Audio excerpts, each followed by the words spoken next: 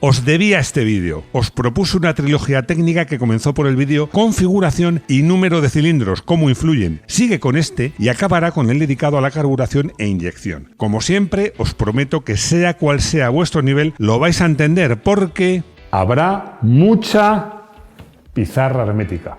Bienvenidos a Garaje Hermético. Enciérrate con nosotros.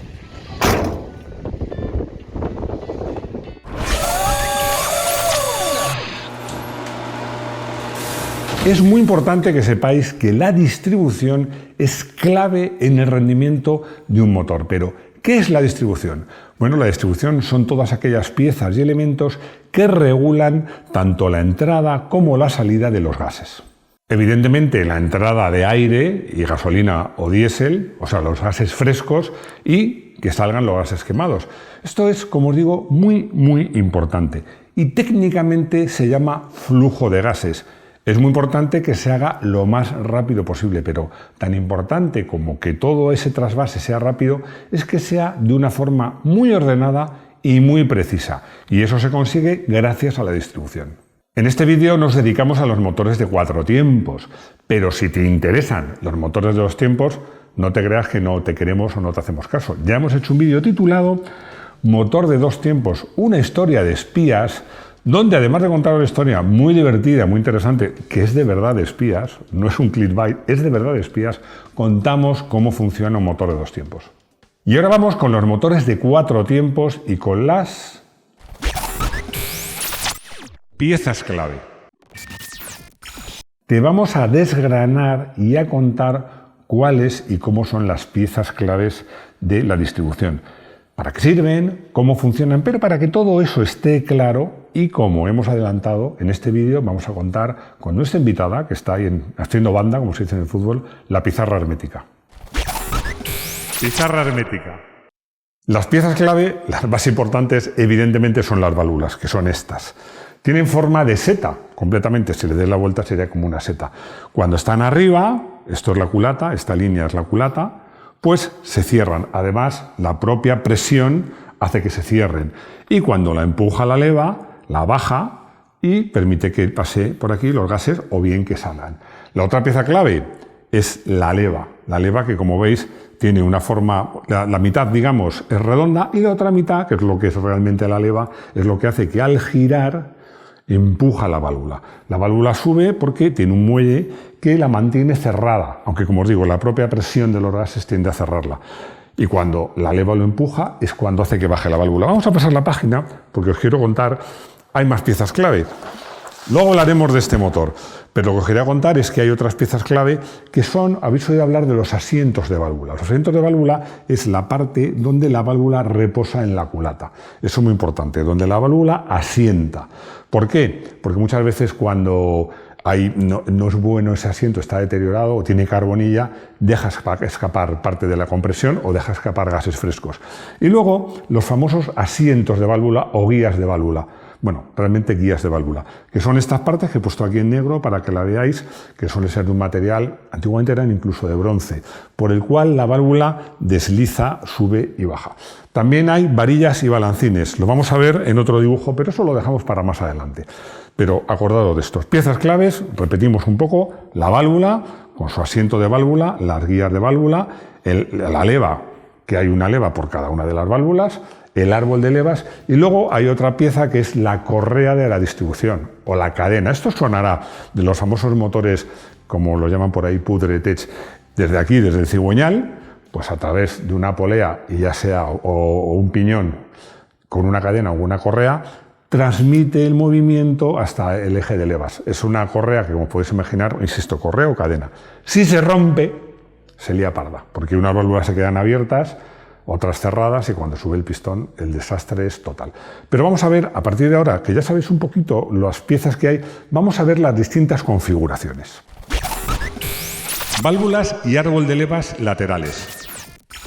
Aquí tenéis una configuración que ya os adelanto que no se usa en ningún motor moderno, ninguno. Es una configuración propia de los motores del principio del mundo de la automoción.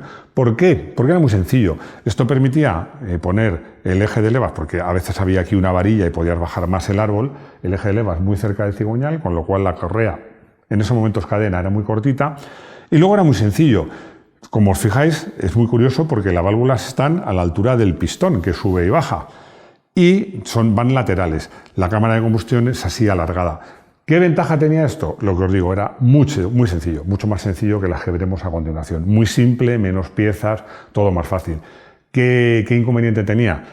La bujía la puedes poner donde queráis.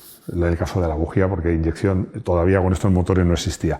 El inconveniente es que esta cámara de combustión no tiene mucho rendimiento. Tened en cuenta que la explosión empuja no solo el pistón, también empuja la válvula, es muy alargada. No es muy buena desde el punto de vista de rendimiento termodinámico, pero simple es muy simple. Insisto, hoy en día, coches que se fabriquen ahora o de hace 30 a 40 años no usan este sistema, tienen que ser coches muy antiguos. Válvulas en cabeza y árbol de levas lateral. Vamos con una segunda configuración que aún se puede encontrar, es raro, pero que fue muy habitual en los años 60 y 70. Fijaos, os voy a dar ejemplos. Los motores tipo Sierra, que se llamaban de Renault, que son los que equipaban, me puedo dejar alguno, pero al menos al R4, al R5, al R6, al R7, al R8, que no me quiero olvidar de ninguno, el R10, el R12, todos esos llevaban motores con esta configuración. En el caso de SEAT, en el consultorio juntaremos un detalle sobre esto, pero en el caso de SEAT, los 124 y 1430, entre otros muchos, los motores de esos de 1198 y 1438 centímetros cúbicos utilizaban esta configuración. Vamos a ver cómo es esta configuración, pero vamos a ver más piezas que no las hemos contado antes, porque estos son los balancines, que a lo mejor a algunos os suena, que muchas veces cuando en estos motores quitabas el tapón del aceite se ven.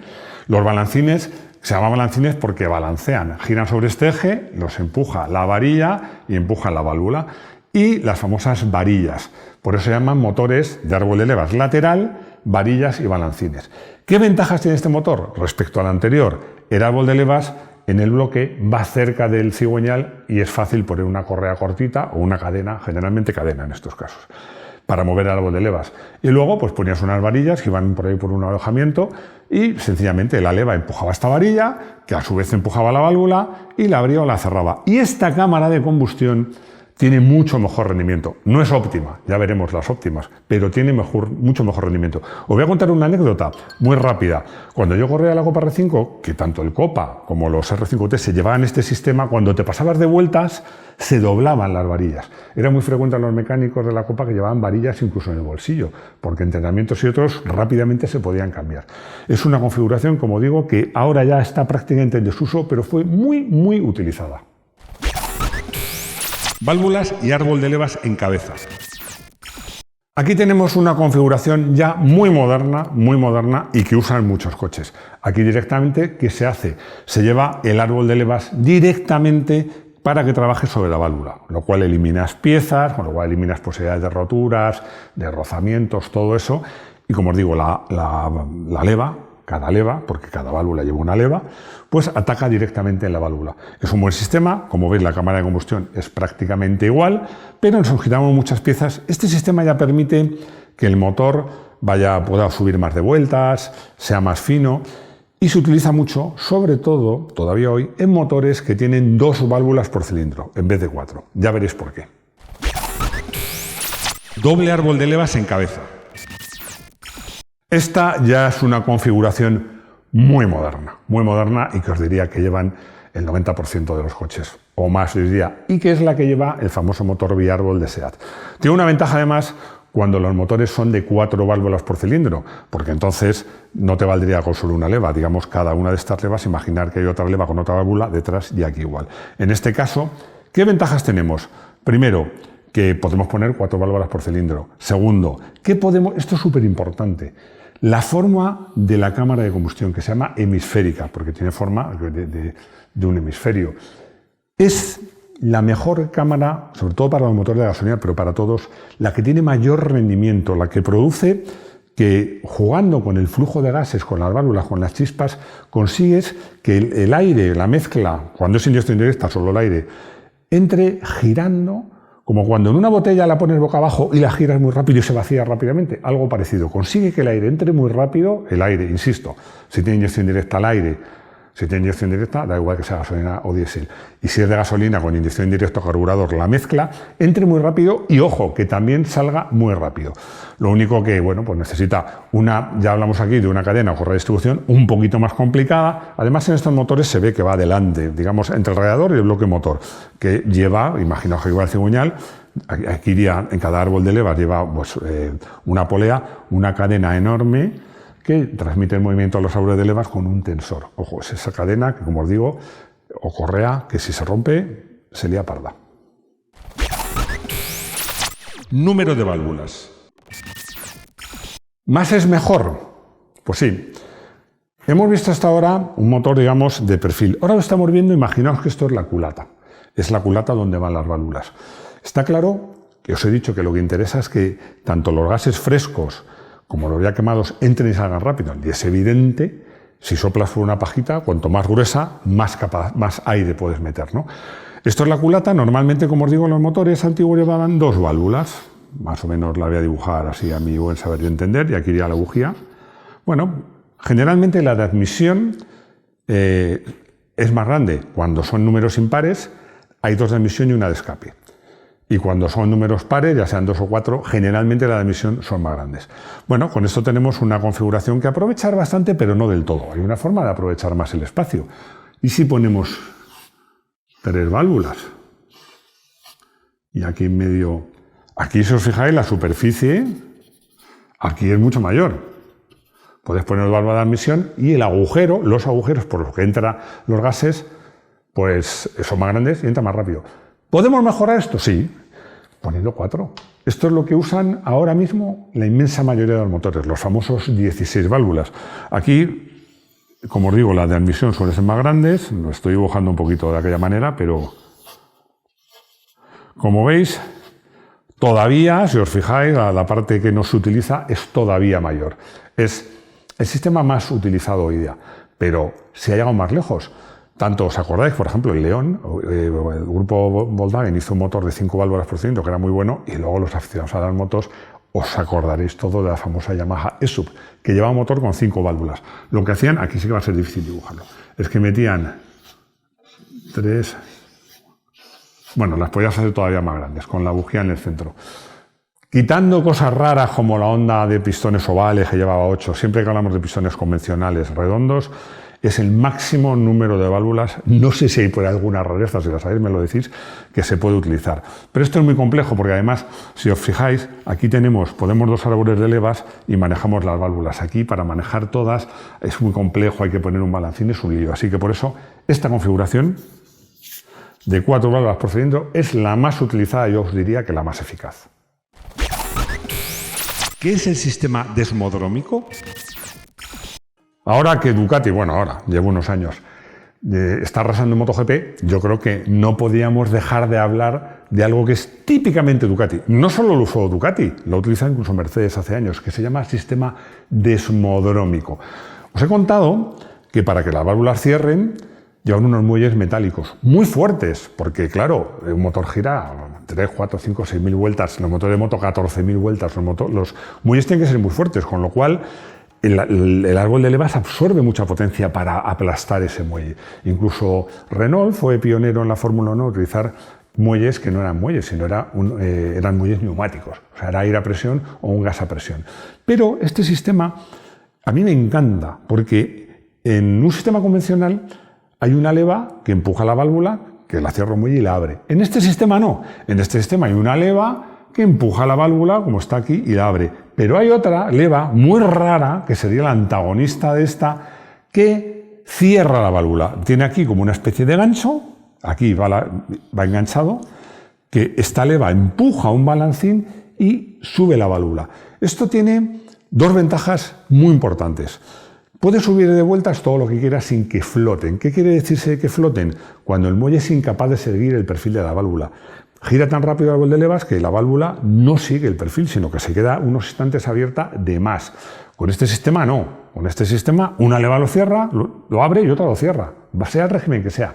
Y la otra, toda esa energía que se emplea en vencer la resistencia del muelle, aquí no es necesario. Es que yo esto lo he probado en una culata. Puedes moverlo con la mano. Un árbol de levas con muelles Eres incapaz de moverlo con la mano, está durísimo. Un sistema desmodrómico, sí.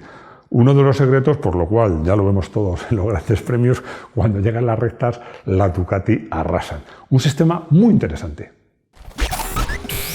Conclusión. Como veis, bueno, con la pizarra hermética no ha sido tan complicado y además yo creo que es importante conocer cómo funciona un motor y la distribución por dos razones. Una, porque así vas a entender mejor las fichas técnicas, y otra, porque ya sabéis que soy de la opinión, que compartimos muchos de vosotros, que cuanto mejor conoces cómo funciona un automóvil, un motor de un automóvil y una moto, mucho más los disfrutas. Y yo creo que eso es muy importante. Motor del día. Hemos tenido, hago memoria, coche del día, moto del día, furgoneta del día, camión del día, yo creo que incluso tanque del día, porque hicimos un vídeo de tanques, máquina del día, hemos hecho de todo, pero que yo recuerde nunca hayamos hecho esto, elegir el motor del día. El motor del día hoy es un motor de origen Fiat, pero fabricado por SEAT en España, el que se llamaba el famoso motor Biárbol, que equipó los SEAT 124 1430, de los cuales hemos hecho un vídeo hace muy poquito, en las cilindradas, a partir de las cilindradas de 1600 hasta los 2 litros. Un motor, por cierto, que además de a la familia 124 y 1430, bueno, movió otros coches, entre otros el 131, el 132, SEAT o Fiat, es lo mismo. Lo cierto es que el rasgo principal de ese motor precisamente era tener no solo uno, sino 2 árboles de levas en cabeza, lo cual le permitía ser un motor muy fino, rendir mucha potencia, la culata era muy buena, el diseño, y subían mucho de vueltas, como os digo, rápido y con suavidad. Un motor excelente. Consultorio. Ramón me pregunta por eso de los taqués hidráulicos, que qué son y si es verdad que con taqués hidráulicos es innecesario el reglaje de válvulas. Te respondo y empiezo por el final. Efectivamente, con taqués hidráulicos o es completamente innecesario o el reglaje de válvulas se puede distanciar mucho más. ¿Qué es? Básicamente sería como un cilindro y un pistón. El taqué es hueco y se llena con aceite a presión. ¿Qué es lo que pasa? Cuando tú arrancas el motor, ese aceite a presión llena ese taqué, que como os digo es hueco, y absorbe la holgura que se vaya produciendo. Es un sistema muy novedoso, bueno, muy novedoso en sus tiempos, ahora lo usan muchísimos coches, y que efectivamente, yo creo que la gran mayoría, pero lo que te decía, lo más importante es que hace o completamente innecesario el reglaje de taqués, que se llamaba de válvulas, o permite distanciarlo mucho más. Alberto me pregunta si era más fácil antes hacer el reglaje de válvulas que ahora. La respuesta es que sí, en los motores con balancines, varillas, puede llevar varillas y balancines o solo balancines. Me comenta que tiene una BMW recién, como yo tuve. Es que con la moto cargada y todo, y con mi novia esperando, era tan fácil y tan rápido que quitaba la cubierta y con las galgas y unas herramientas lo hacía antes de salir de viaje. Era muy fácil, cuando hay balancines es muy fácil. Lo comentaba fuera de cámara con Rodrigo. Cuando la leva empuja directamente la válvula, se interponen una especie de pastillas calibradas. Y para hacer eso sí que hace falta un útil especial, que como tiene la válvula, tienes que meter la pastilla. Es un poquito más complicado, pero lo cierto es que en la respuesta anterior de los taqués hidráulicos, pues ya te digo que hoy en día se puede o no hacer o espaciar mucho los reglajes de válvulas. Hacía tiempo que no hacía un vídeo técnico, me los pedís muchos de vosotros, me encantan, lo que pasa es que bueno, no es tan fácil y no hay tantos temas. Si tenéis interés en alguna cosa en concreto, ya sé que os debo varios vídeos de suspensiones y os debo el tercero de esta trilogía. Estoy trabajando en ello. Muchas gracias por estar ahí, muchas gracias por darme ideas, muchas gracias por comentar, por compartir, por vuestros likes, por suscribiros, por haceros de este club de amigos, el club de miembros, que me ayudáis tanto a mejorar el canal. Y bueno, creo que ya lo he dicho, por compartir el vídeo, como me recuerda siempre Rodrigo, me lo recuerda tanto que ya me acuerdo. Y lo más importante, espero veros aquí de nuevo en nuestro garaje hermético. Hasta pronto.